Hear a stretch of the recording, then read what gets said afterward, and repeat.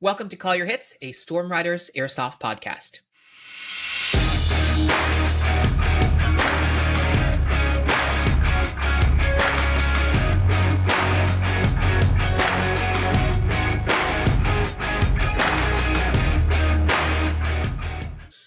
Thanks for joining us, everyone. Today is our Community Day episode. And if you're listening to it, unfortunately, it means Community Day has come and gone. But we are live streaming this recording, and we have many members of the community in the chat who are going to be following along, playing their very own game of bingo as we say certain things. I'm really tempted to open that link just to see what's in there. Yeah, I feel like I'll wait till after. I think it's a good idea for us not to know. It'll be more fun totally. that way. So they are going to be playing a bingo game along with us. I hope you guys have fun. And at the same time, as we always do with our streams, at the end of the stream, we'll have a bit of a hangout, a bit of a Q&A once the recording is over. We picked August 5th as our community day because it's the first Saturday in August, which is the month that we actually started our YouTube channel back in 2014. We are so fortunate to have such a fantastic community of people like you guys. And it's truly a privilege to be able to make this type of content for you. Today I started the day by doing a get ready with me stream where I was, loading my mags with my, my push BB loader, just like this. I don't have an Odin. I was just doing that. And we were talking about my kit, talking about the stuff that I had, and got you guys to pick a couple of the camos that I was going to wear. And that was awesome. And then live streaming at the field with you guys was so cool. The opportunity to just engage with people from all around the world. Literally, there were people in the chat from Japan and from South Africa. We had people from Slovenia, from Belgium. Like, you guys know who you are. It was just awesome to have you guys there with me. Like, I really did feel like you were there with me, which was so super, super cool. And then a few hours ago, we were gaming with some absolutely ridiculous battle bit, which is not my speed, but we had a really great time, and it was cool to engage with you over voice chat.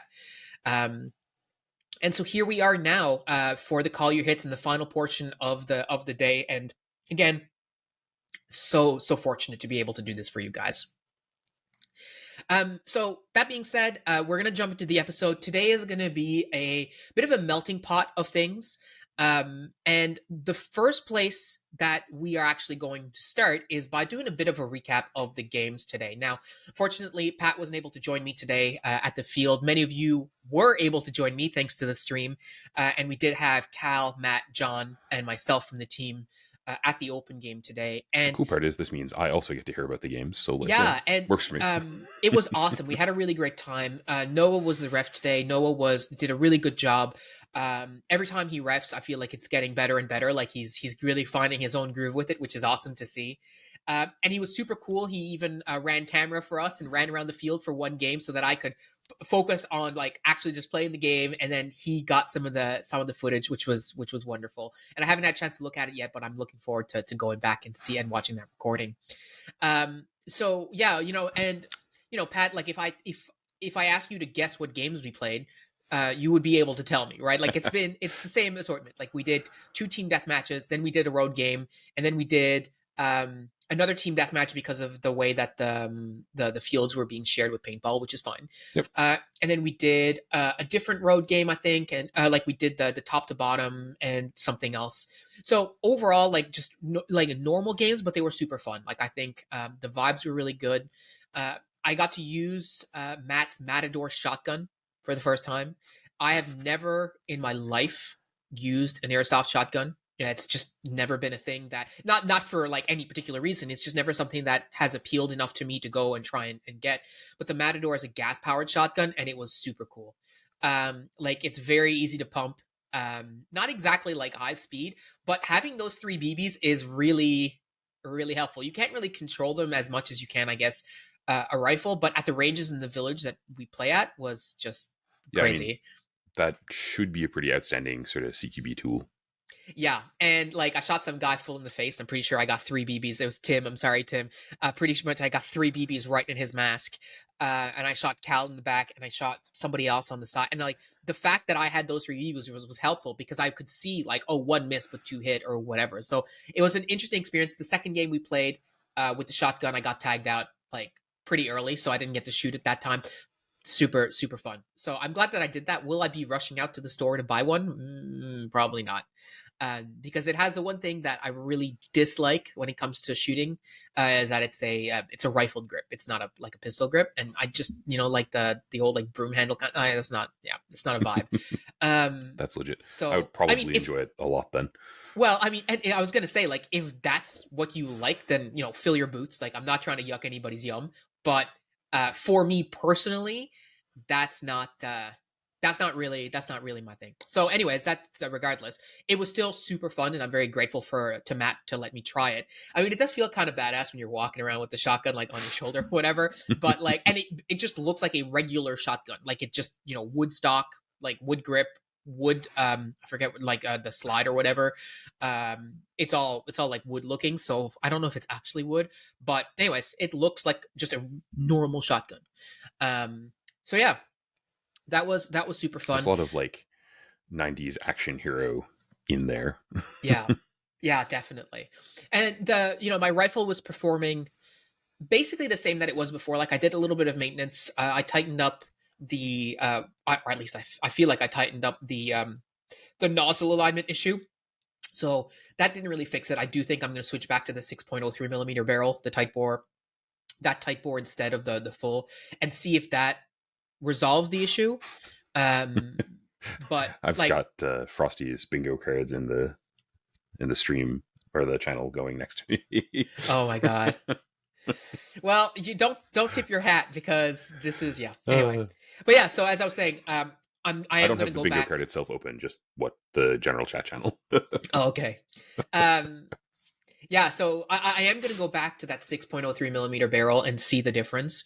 Worth noting that in the 6.01 right now, I also don't have an R hop. I have the Maple Leaf MR hop, which has been fine. Like, I got that on the recommendation of Koro on the Discord, who basically said, listen, if you put that into a barrel properly, you're not going to really be able to tell the difference between that and an okay R hop.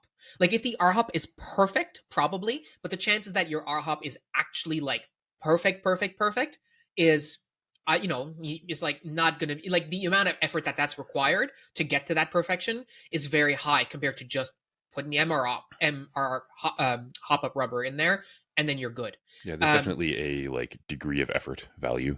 Definitely, I can maintain that. I can do an R hop, right? I'm sure I could. I just don't have the interest to learn how, right? Because Pat can do it for me. But that's not the point. The point is, I have this tool that I can try, and I'm definitely at a point now, especially with HPA, where I'm willing to try some stuff, because like, there's opportunities here. I'm learning. It's different. I can totally see the appeal. So all this, I'm not trying to make a whole podcast about, the virtues of HPA. That's certainly not the intent. But suffice to say, my rifle did not perform like perfectly, but at the same time, it's still putting BBs down range.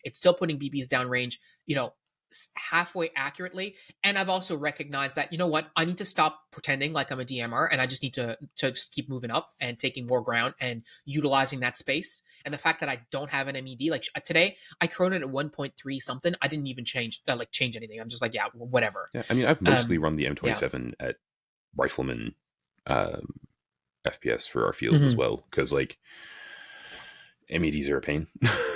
Yeah. So ultimately, though, like, there were lots of, we played one village game where right off the rip, we were starting by the fish boxes, and I just ran to the 2-story, ran upstairs. And by the time I got upstairs, I guess they weren't expecting anybody to be at the top of the 2-story that quickly at the start of a game. And I smoked like 2 people, like, very, very quickly. And then my teammate came into my right, and then he started shooting at me by mistake. And he didn't hit me, but I swore at him, which I apologize for after. Those of you who were there would know. And it's one of those brief moments of, Yeah. So, and that was really fun. I mean, I did work. Like, we had another game. We did an attack defend. John won it in the last 10 seconds. Like, it was great. We were doing work. Like, we were doing really well. And it was just a really fun day overall. So I'm really grateful. I wore my Flecktarn. I haven't worn Flecktarn in a while. What's what the Discord community wanted. I also wore my Alpenflash for a couple of games. When I was using the shotgun, I was wearing my Alpenflash. Maybe that's what did it. I don't know. You have to think about that. Anyway, I mean, it's this feels sort of like solid to me, alpenflage and a shotgun. I don't know. Yeah. And, we had some cool interactions too where people were like stream sniping. So they had their own phone with the stream going on their like plate carrier and stuff. Sean had that. And he's like, there's like a 3-second delay so I can figure out where Phil is or whatever, which I don't know if that came into play. I highly doubt it. But it was just funny to see like there were people in the chat who were actually there and also like seeing. So that was kind of neat. That's really fun yeah. though. Like, Yeah, totally. I'm here for that. Yeah, so it was a really good day, really fun. And a couple weeks ago, or maybe even last week, I was talking about how I was feeling a bit burnt out, and I definitely felt burnt out with the game modes in terms of like, yeah, we're doing the same stuff over and over, but the vibes were different, so it felt okay. So yeah, I mean, having that was like a good crew makes the day, right? Mm-hmm, mm-hmm. So that was the day today. Moving on from that, the one thing I did want to talk to you about in particular, Pat, is I wanted to talk to you about the LMG, right? And LMGs in general, they've been a frequent topic of discussion on the Discord and amongst other people. In part because getting them up and running effectively is an ongoing battle, I think, for a lot of airsofters, not just for yourself. yeah. Like people on Discord saying, "Oh, I'm having trouble with my PKM," or "I'm having trouble with this," or Core spent a lot of time on like perfecting exactly what he was looking for with his setup and so on and so forth, and so. We know that some of the parts aren't like great. Some of them, the aftermarket parts, I know for us here in Canada, aren't also not easy to get sometimes. So yeah, fundamentally, some of them can be a nuisance. Yeah, and they're not cheap. Like they're not inexpensive. No. And it I'm does still seem having fun, but it's an expensive project. Yeah, for sure. And this is where I sort of want to go with that. Is like it does seem like getting to the point with the LMG where it's perfectly optimized, or at least a bit more optimized than it is currently, seems to require a lot of time, resources. And I promise, this is a long wind up, and this is the longest wind up to a question in the history of wind ups. But so it takes a lot of time. It takes a lot of resources, both in terms of, well, just straight up money for one thing, but also resources in terms of know-how. And the time that is involved is a lot more than people required. So this is my question for you now, finally, after that 15-year wind up. Where are you? Number one, well, we can talk about your LMG upgrades in a second, but totally. We often warn players about starting off with sniper rifles as their first airsoft replicas, or even one of the earlier ones. Should we be doing the same thing with LMGs? Should LMGs come with a warning box like snipers do? So I'm going to go with sorta. Okay. All right. Hedge your bets. So I think that, they're complicated to get working well, and that they perform probably below an AEG stock in a lot of cases. Mm-hmm. But I got to give the caveat, there are a couple of really like noteworthy LMGs that, in terms of how popular they are, what people say about them qualitatively, that I haven't messed around with. So there are a number running around. G&G makes one. There are a couple others that are basically a box mag that slots into an M4, and it's sort of been styled to make it look more LMG-ish, but it's really basically just a version 2. Mm-hmm. And that's probably fine. Like, those seem to work okay out of the box, relatively speaking. So if you're really, that's an okay spot. All the other ones that seem to work okay out of the box are expensive. Right? If you're going to buy a standard, M249 kind of style LMG, you're going to want to put a better hop-up unit in it and a better barrel in it almost immediately. Depending on what it comes with for a mag and what bundles you're getting. Some of them come with like a high cap.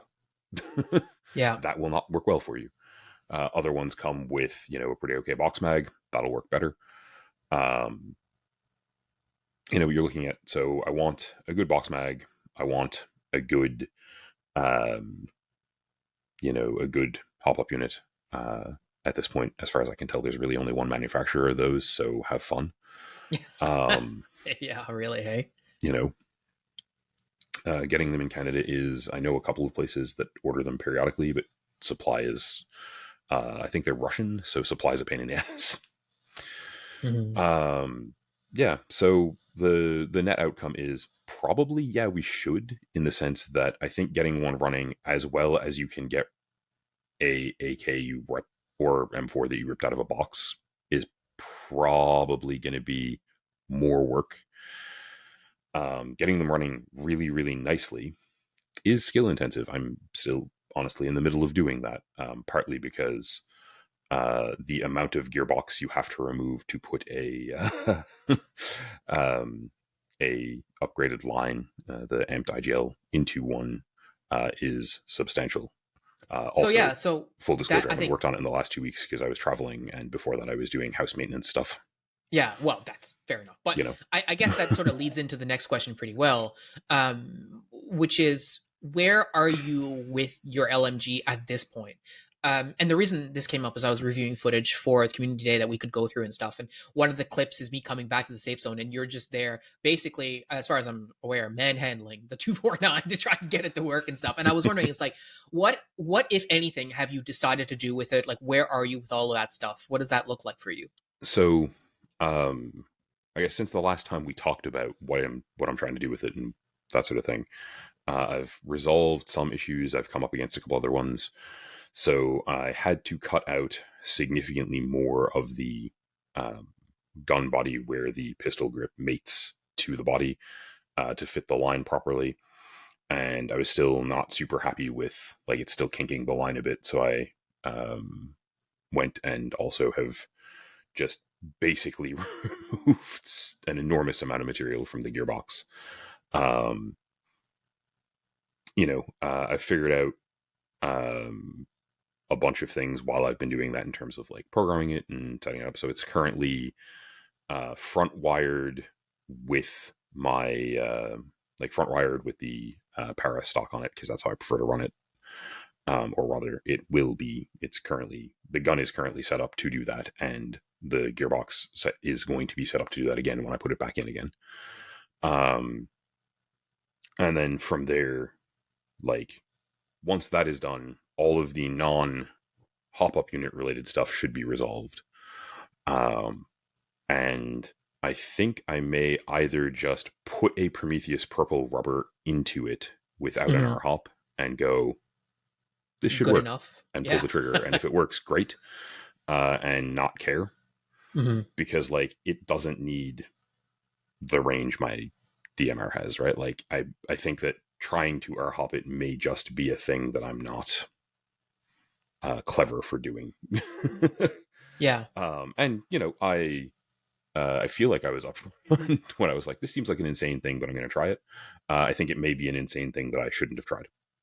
Yeah. Um, you know, but I'm pleased with the progress on it. I've probably got another like hour of modifying the gearbox and cleaning the gearbox up before I can put the gearbox back together. Um, you know, but that's mostly a matter of like finding a day when it's not hot as hell here. And I mean, I know I live in a cold place, but like it's been for most of July, it's been in the 30s when I've been like, oh, I should go work on that, and I have not wanted to just like It's use too a hot. Yeah, saw and no an angle question. Yeah. grinder in that weather. Mhm. Like, Well, you should definitely get on that because there was definitely a point today where I was like, man, I really would have liked to have the higher rate of fire. It doesn't happen very often, but sometimes, you're in a position and you're like, like, I wish I could just lay some hate down because I know that if I could do that, like, we wouldn't have to worry about that. And so we were playing like the top to bottom of the road game, and we're on the backside on the gully, between Black Hawk and the trees. yep. And they're on the other corner by the sniper tower. And I'm just like, I want to get on the corner, and I just basically want to deny them that advance. And I just could not do that with single shots. Like, there's not enough rounds going down range Yeah. for the three or two or three guys who are over there. And I You just feel need to like, put their heads down, right? yeah, and I really felt like if I had like a big loud gun that was just spewing hate and discontent downrange, they might be like, okay, maybe this is not the right avenue, and we can funnel them through the middle or something like that. And so that it doesn't happen, like I said, very often, but every now and then I'm like, man, I really wish I had a little bit more oomph. But I mean, instead I just hid in the bushes and I got two guys as they came down the path, so that was fine. But yeah, that I was like, I think that's the kind of versatility that can bring sometimes to the table. Yep. And especially because, and I've said this before, like I've never been a huge fan of full auto, but at the same time, I've always had the option, whereas now I don't have the option at all. And sometimes I would switch to full auto and that would be helpful. And now I don't have that option. So that's when I realized, I really wish it, like same thing with my grenade. I deployed my grenade today and I thought it held gas, but it did not, and it didn't go off. It's like, well, great. So I really wish that had gone off. You notice the absence, I guess, is where I'm getting. Yeah. I'm the sort of health issues that prevented me from playing today should be resolved by like next week. And, yeah, hopefully so. I have fairly intentionally like just left this week less busy than some of July.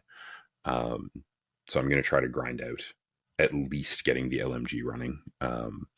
So for our listeners who are, knowledgeable at HPA, expect more dumbass questions. Yeah, that's right. Keep the Discord. Don't lose the Discord's number. That's the bottom line.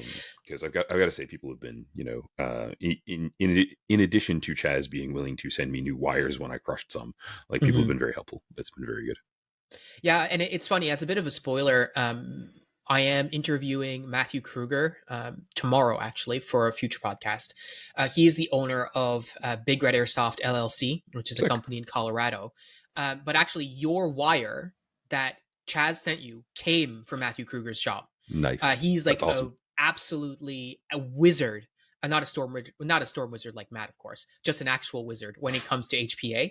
And I think actually Matt and our Matt, the storm wizard, and Big Red Airsoft have had dealings as well, like business dealings, or Chaz put him onto him or something like that. Is my That's very cool. Anyway, point is, I'm talking tomorrow, and then I'm sure there'll be some HPA nuggets from there. Yeah, totally. I will definitely keep in mind that, in addition to Chaz, I have sort of a line there.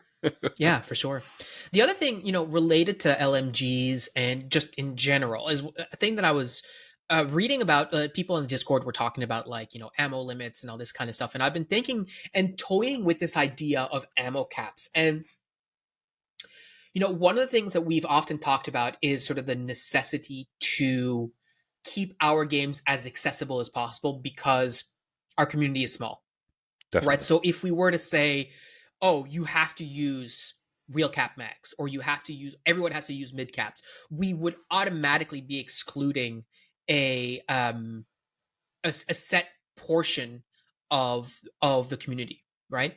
Yeah, definitely. Like that is a concern. Yeah, and on the flip side of that, we've often said, well, LMGs aren't special because everyone can have full auto if they want it, except for me. Everyone who doesn't have a Kythera or a bolt action or whatever can have full auto if they want to. So, like, why is the LMG special? Oh, it has a box mag, but really, you can slap a box mag on basically anything and you're good to go. Yeah, I mean, so I've got one that I can mount to the. I don't know. Was it the Angel Customs? Yep. Yeah. It's their pull cord winding one. Yeah. So there are good, like high capacity mags, essentially, right? Yep. And there are also just high caps. Like I know Stefan has the new PTS EPM ones that have like 250 rounds. I've got a couple of those too. Right. Like that definitely allows me to just cycle the M27 to auto and make people sad. Yeah. But so one of the things that I think it was Ambo who was telling us about how they sometimes do this is the idea of having an ammo cap, but that's kind of like just an ammo limit that is based on the sort of the class of the replica that the player is using. And so just to give you an example, the way that this might work in theory or in practice really is that you have an LMG, the LMG class, whatever that is, and they have 100% BBs, whatever that 100% is, like 1,000 or whatever, right? Yeah, as many as you like. Yeah, and for the purposes of this example, it doesn't really matter. But let's say it's 100, right, or 1,000, right? That's their ammo cap, and then all the other classes that you want to define. So for us, it could be as easy as DMRs, bolt actions, etc., and regular rifles, obviously. So if LMG is 100, right, or 1,000, then regular rifle gets 75% of that, and DMRs get 50% of that, and bolt actions get 25% of that, or something similar, right? Yep. So I can see what we're if doing you here. want to split your ammo, whatever that looks like, over 6 mags, and you can fill your boots. If you want to use a high cap, don't let me stop you. If you want to use 2 high caps with 300 each or whatever, like whatever works for you. Now, obviously for us, like that would be like an honor system and all this kind of stuff, and it's kind of hard to enforce. But what I'm trying to get at, because, and when I mentioned this just now in the chat, Matt was like, ammo caps are the devil. Right? Straight up. And I don't necessarily disagree with that either. I think when I've been toying around with this idea in my head, it's like, okay, what is the intent here? Right? The intent would be so that if you have an area that you want to saturate with fire with impunity, then it is to your advantage to get the guy who's got the most ammo to do that, because that's what he came equipped to do. And when I think about it that way, it doesn't sound like a negative. It actually sounds like a positive gameplay experience, right? So I think it's going to partly come down to like, what are we trying to do with this in terms of a scenario or in terms of a game? Well, actually, that's a fair question. Yeah. Because, definitely, I was going to say Milsim games do this, but Milsim games have done this in the past. I don't know if they've just discarded the idea. Could be. But the practical for me is, so for an all-day game, limiting the amount of ammo people can carry has an impact. Yeah. And is not crazy. Right? Like, it both affects gameplay and can probably be done in a way that is like fun or sensible. For a 30-minute or an hour game, maybe more challenging. I know when you and I used to run lower capacity stuff intentionally, we found that it meant that we had to be shooting on semi and had to be shooting as accurately as possible, and that it pushed us to transfer to our sidearms and do cool stuff like that. So in that sense, it's cool a positive stuff like that. I mean, it's fun. Yes. Yeah. Okay. Fair enough. Yeah. Like, I will never feel more badass than the game where my primary stopped working and I just pulled out my secondary and shot 2 players, and it caused us to be okay in a situation where we were otherwise being ambushed. Like, to be fair, you probably should have quit playing Airsoft at that point. Like, that's just peak, and you're like, I'm going out on a high note. That's it. There is that, but yeah. What can you do? I think the outcome of the idea is, I'm totally down to apply it as long as we're applying it with some sort of intent. Yes, definitely agree. Like, I don't want to frustrate people. That's definitely not the intent here. It's definitely not to be like, oh, I want to frustrate these players. It's more like I want to make sure that players understand a little bit more of the role that they've opted to play if we have these roles. Do you know what I mean? Yeah, absolutely. That's where my mind is sort of going with that. It creates like cool practical stuff. It's completely unenforceable, right? Yeah. Like, that's a concern insofar as it's adding another honor system component to a game that's already about honor systems. But it's much harder to police than, say, not calling your hits. But and this is why, actually, when I was thinking about this, like, in my mind, I wasn't necessarily thinking that we would do this at an event or scenario, but rather like a longer game, like a rush game, because it's easier to enforce it in that.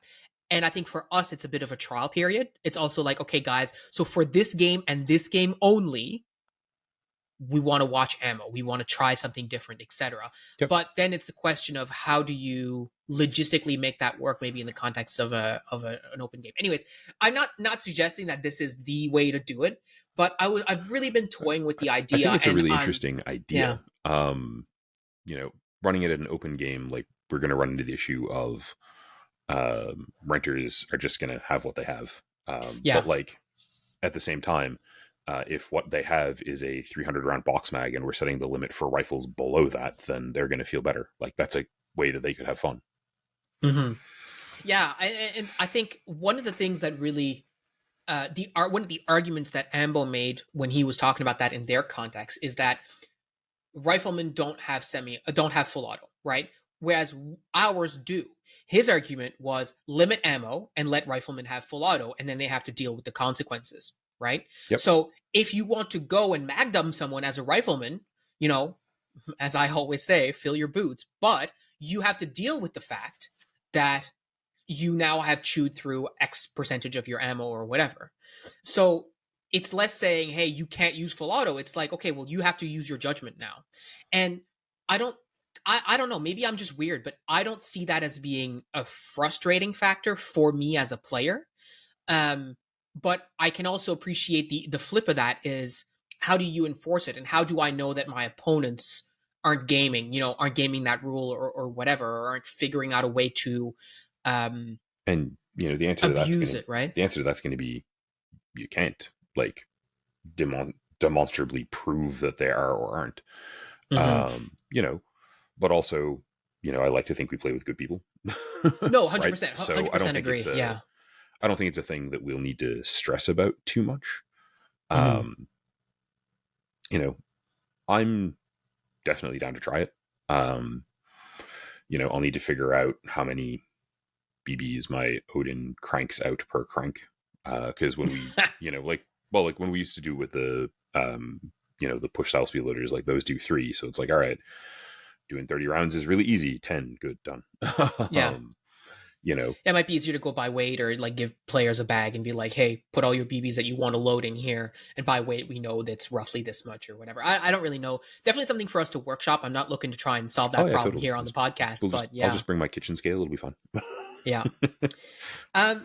So I wanted to switch gears a little bit, and I wanted to do safe, right? What's that?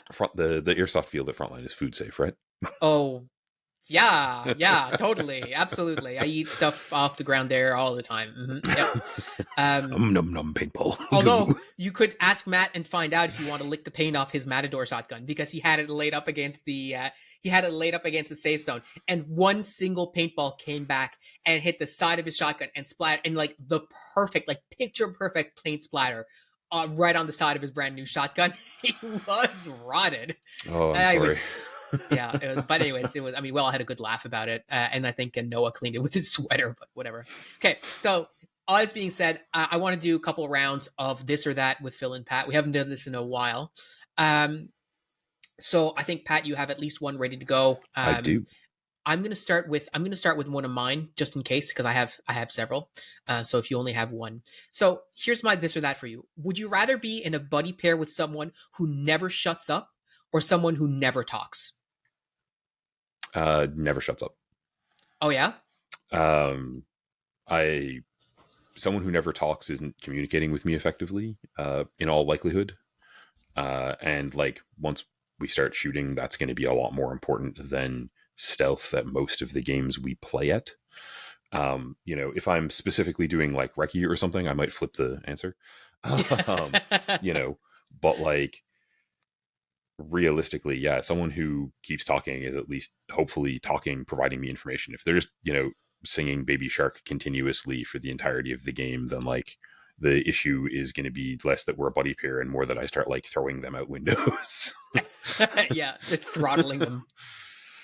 But that's a really good answer, actually. And I on the stream earlier, I was showing footage of how Johnny and I were communicating in a game we were doing, and just like not necessarily the most effective, but certainly the constant stream of information going between him and me. Like, okay, where are you? What are you doing? Okay, you know what? Change of plans. We're going this way. Phil, go here. Do this. There's a guy up there. I'm shooting over here. Go over there. Take that corner. Push up. Do like all the time.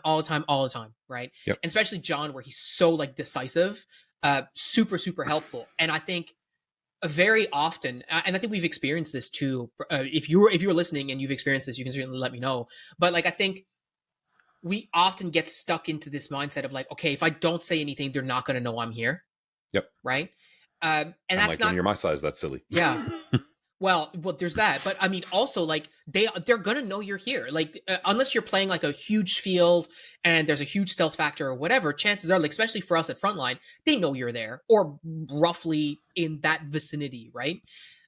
So yes, you staying quiet can give you an edge sometimes, but realistically, it's not that as much as you think it is. But while you're doing that, nothing is being communicated. Nobody knows anything else on your team to help you out, right? So I think that's I'm just going to pause that's a really fair one. briefly to note, Frosty, I love that my large ogre size was one of the bingo cards, 10 out of 10. That's awesome. Yeah, so I think that's a pretty good answer. I was recently told I had RBF, resting grumpy face. I'll use the different word, and my response was, no, I have resting ogre face. I'm considering eating you. Yeah. So yeah, that's my this and that. What do you got for me? No,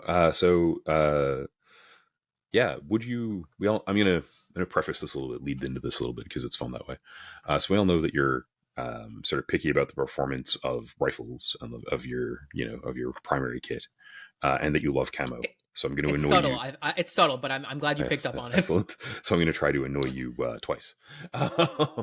So would you rather run one of the often dysfunctional rental M4s at your local airsoft field, knowing how effective those are, or would you rather spend a game like the day wearing the like bright pink camo? That's a good one. To be honest, I would probably take the rentals. And the reason why is because like we often talk about how camo at our field is not like super effective. There are places like today where in one game it was great, but for the other four it was like whatever. But even still, I think having like a very attractant color that draws the eye immediately is still disadvantageous, right? Like you can wear a Hawaiian shirt or whatever, but like it's not like bright pink all over, like you can't move without catching somebody's eye.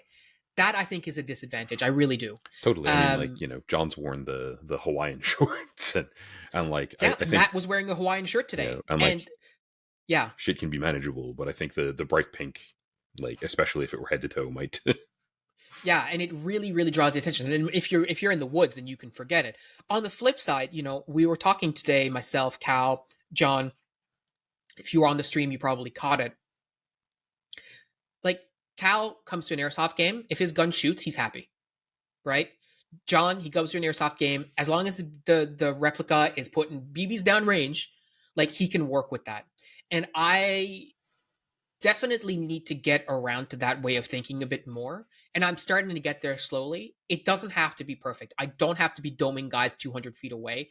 That's not my play style, number one. And I can still be very, very effective with a replica that's not perfectly dialed, that's not giving me, 150 feet of accurate range and all this kind of stuff.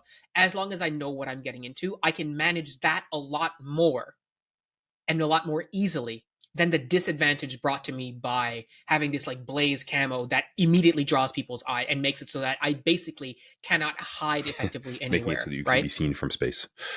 Yeah, and like absolutely, does camo really yield positive concealment benefits at the frontline field? Like not always, right? You can't just rely on it, but it's certainly better than something that does the complete reverse of that, which is draws the attention to you. Yeah, something is better than nothing.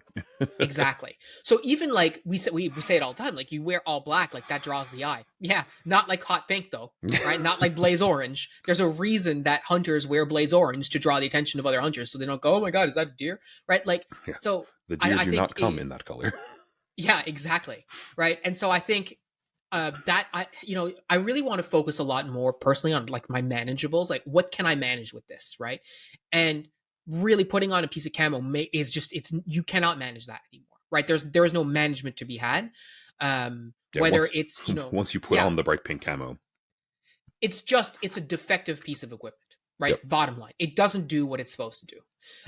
Even olive drab, all black is better than that, right? And we say hot pink, but I mean like white, same deal, like yellow, whatever, right? Same sort of idea. And I mean, I don't want to speak for you, but I would guess that your answer is probably similar. I absolutely, Yeah.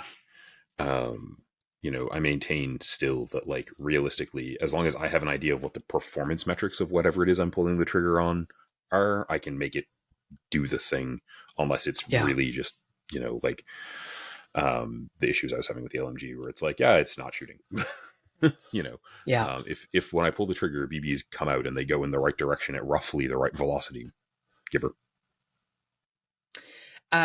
Next, this or that for you. Would you rather have to run a bipod on your LMG or only be able to use a magnified optic on the LMG? Sorry, just to clarify.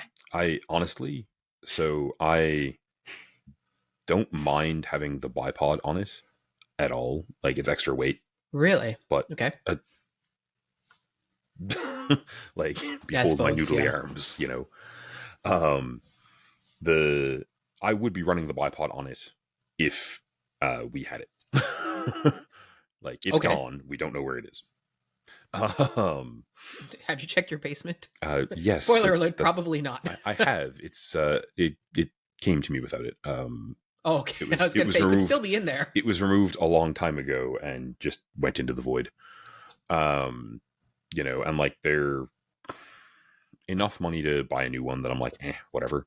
But I'll also note that most of the reason that I would be running it is for just putting the gun down when it's not in use in a more comfortable fashion.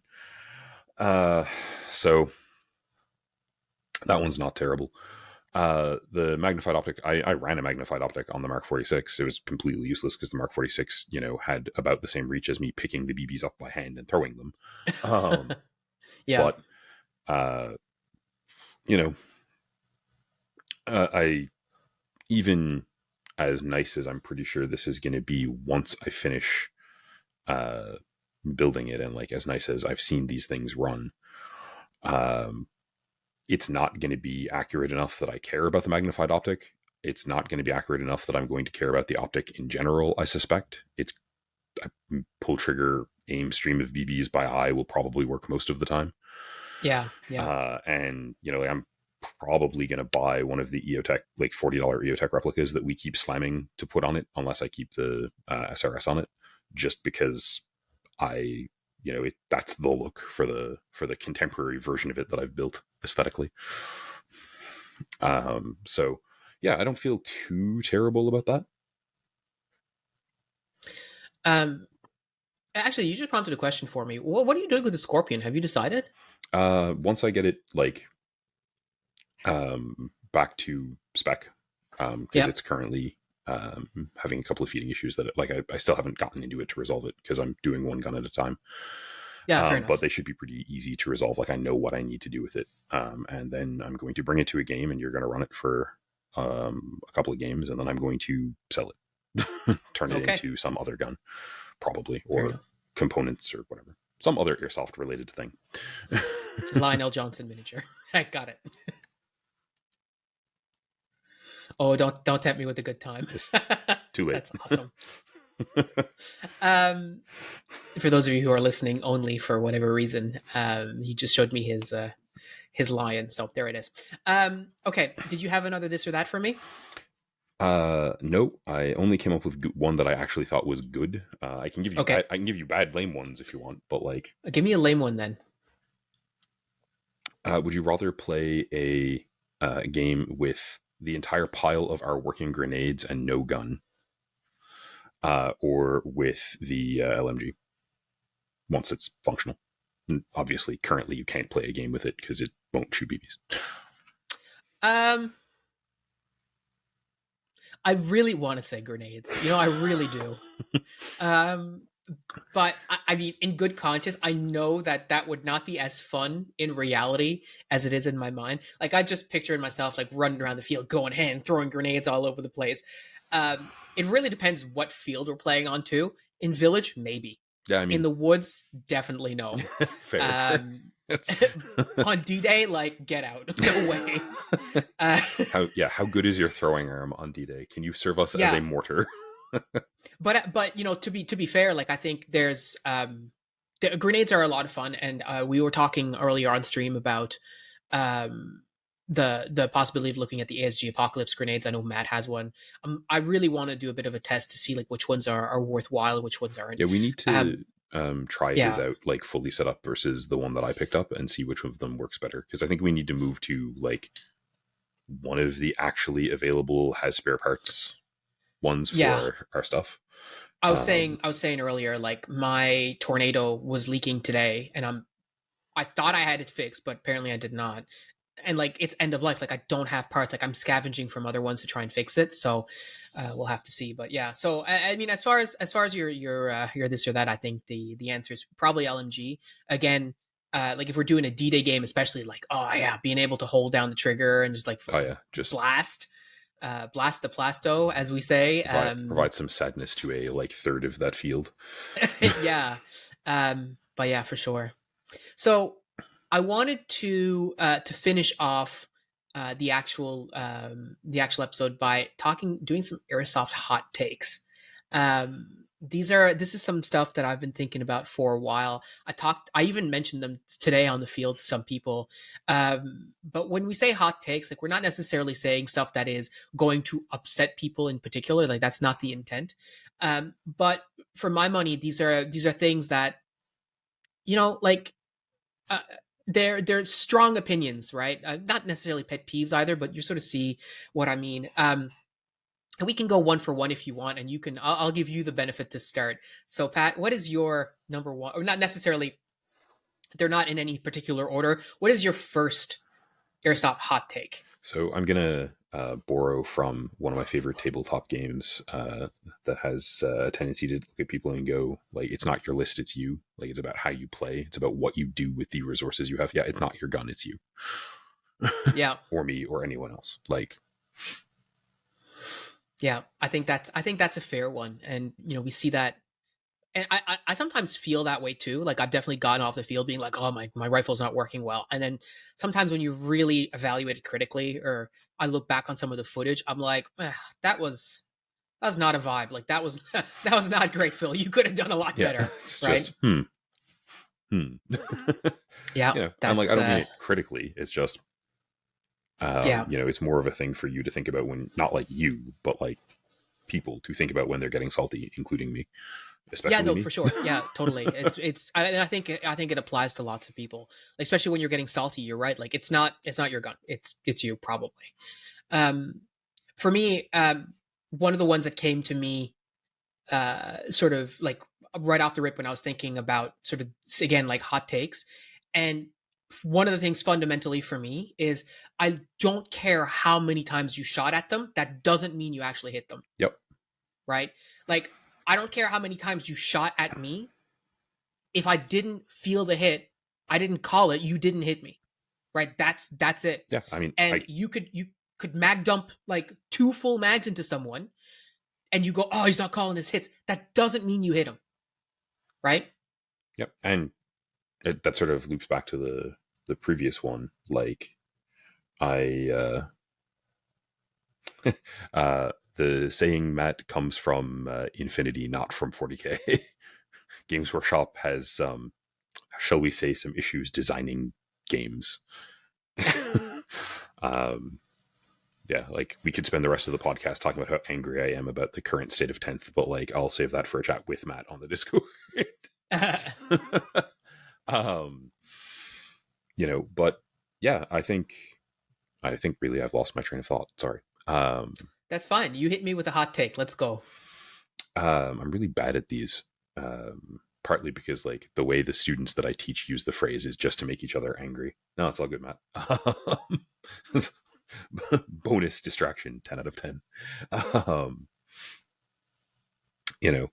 But yeah, I've regained my train of thought. Just, like I've shot a lot of rounds at people and been like, man, like, is that dude calling his hits? And the answer usually is, yeah, he isn't. He is calling the hits. He's not getting hit. I should move. Yeah, absolutely agree. And in terms of hot takes, I'll go with move. Yeah, that's one of mine too. Like just, yeah. So if your plan is to sit there, it's a bad plan. Yeah. The hot take I have written down in my notes here says, "You're shooting at them from too far away." Yes, you. I'm talking to you. You need to move up. No, I don't care what you have to say. Move up. That's what my hot take says, quite literally. Yep. And it's so true. Like, even today we were reviewing some footage, and same sort of deal. Like, we're moving up the road game towards the village, and I'm pushing, and John's online. You got Tim online with me. And then once we get them pushed back enough and there's only one guy left, then suddenly everyone comes out of the woodworks. I'm like, where were you guys? Like, you're way too far back, right? This guy is, 20 or 15 meters in front of me. I mean, and you're 10 meters behind me. Like, what are you doing? I right? mean, this is going to be on the bingo cards, but like, I'm not afraid of getting shot. I don't mind getting shot. You shouldn't be afraid of it either. Like, act to preserve your ability to keep playing. So like, take a good cover, use cover well. Mm-hmm. But like, if you're like, man, if I move up, I might get shot. Are you doing anything where you are? So I have an actual hot take here, and I'm gonna go off, as the kids say. I like how we use the bang bang rule at our field. I think that bang bang, the way that we use it, has caused fewer arguments at our field than it actually has prevented injuries. I think that you're absolutely right, but I think that's because we make a point of it being used intelligently and explaining it and how it's meant to be used. It's also probably, beneficial that we have 40 players who show up regularly, not 200. In the sense that like, you're more likely to have a bad apple in 200 people, right? And it doesn't take a whole lot of negative experiences to spoil things for people or piss people off. But, it's a pretty useful, I think, rule. I mean, partly because like I have a big scar on my nose from someone shooting me from 10 feet away with a 500 FPS giant Dan Wesson revolver. And that was no fun, but 90% of the time at our field, if someone's saying bang, bang, like, yeah, they're doing right by you, And, like, sometimes they don't even have to say bang, bang. I was talking to the field. I think I was talking to Sasha about this today, where one time we were playing on the village and I ran around the corner, but I wasn't focused on coming around the corner. I was focused around like something else that I was looking.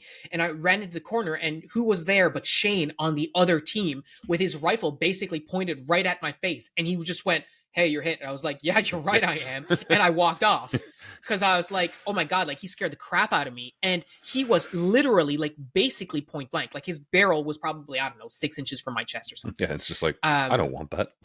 Yeah, I definitely don't want that. And, I was wearing a plate carrier at the time, so it probably wouldn't have hurt. But like, if it was a little high, he could have hit me in the neck. Like, that would have hurt a lot, right? I wasn't wearing face bro at the time either, so I could have shot a tooth. Like, there's no need for it. And so I really feel that we've applied it really judiciously, and we've never had situations where players are like going into a room going bang, bang, bang, bang, bang. Like, that's not a thing, right? Yep. It's really only been in situations where, and we've been very good at policing it, and I do like the way. And so when people talk about bang bang, like, I know that it gets a lot of hate, but I really feel that the way that we've applied it and the way that our community has absorbed it, some players like Cal will tell you, "I don't like bang bang. I would rather you just shoot me." And that's perfectly fine. But at the same time, it doesn't cause arguments for us. Nobody's being like, "Oh no, whatever," like, right? Like, it's also interesting because like last year, I had a situation where someone did, bang bang me, and I just turned around and shot them with the LMG because I was running the LMG, and they were like, "Hey, I bang bang you." I'm like, "Oh, I literally couldn't hear you," and they were like, "What?" Like, and I was like, "Come shoot this." I'm like, yeah, oh. Yeah. Like, just, oh, this thing's really loud. Okay. That's an accident, right? But that's not how that typically goes. Totally. Right? That's but it been is the a good minority example of it being resolved just in a really chill way. Yeah. All right. What other hot takes do you have for me? Oh, I'm so bad at these.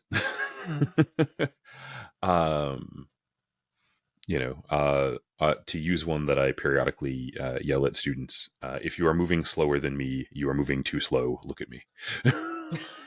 Yeah, that's fair. Um, one that came to mind for me, and I actually talked to somebody about this today, is airsoft is played with toys, right? Yep. Playing airsoft does not make you hardcore. It does not make you a spec ops soldier. It doesn't make you a military member or anything like that. And players really need to chill. Like they really got to chill.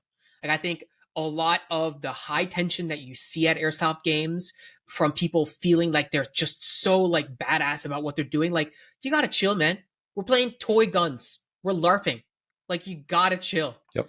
And I mean, it might not be a hot take for people in our community too. I think we're all pretty relaxed about that kind of stuff. But you do see that people take themselves extremely seriously. Bro, this is airsoft. I'm Like really? I'm very Come much on. I'm very much here for the, yeah, like we are going out in the woods to shoot one another with toy guns.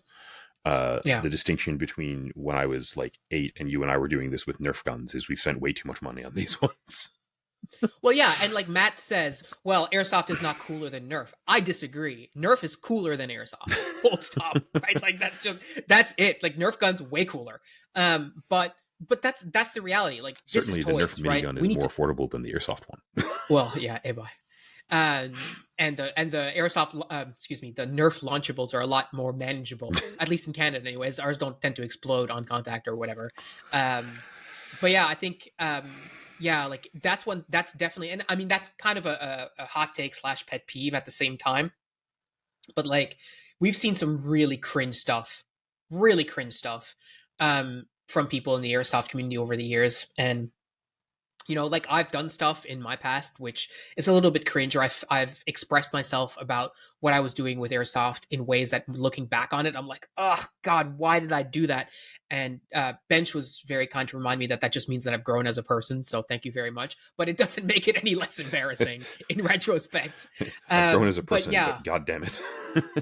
yeah, yeah. um, There definitely is, like, there's some stuff, and there's lots of people that I think if people learn to chill about that, you would see a lot less, disagreements on the field, like people like doing like like guerrilla circles and getting on, like just stop, guys. Like appreciate and understand what it is that you're doing here with airsoft, and it's not as hardcore as you think it is. yeah, I agree.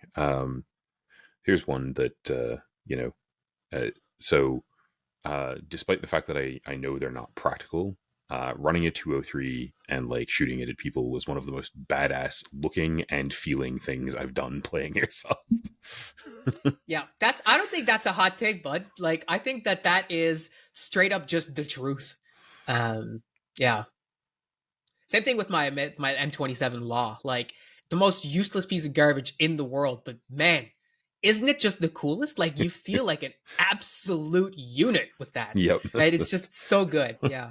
Um, I think one of the other hot takes that I had, and I mean it ties into what we're talking about, the LMG and stuff like that. But my hot take about this is I really feel that replicas with a ridiculous rate of fire are not only unnecessary, but I really think that they are unfun and potentially hazardous for everyone except the person using them. I mean, Like I think it's, to me it feels extremely selfish to run something that's shooting like 40, 50, 60, 100 rounds per second. Like it's just completely unnecessary. yep. I completely agree. I'll add the caveat that like the challenge of building them so that they can do that consistently for a while and not explode is really cool. But like in terms of like practical gameplay, it's like I can set my HPA gun to shoot a stupid rate of fire if I want to.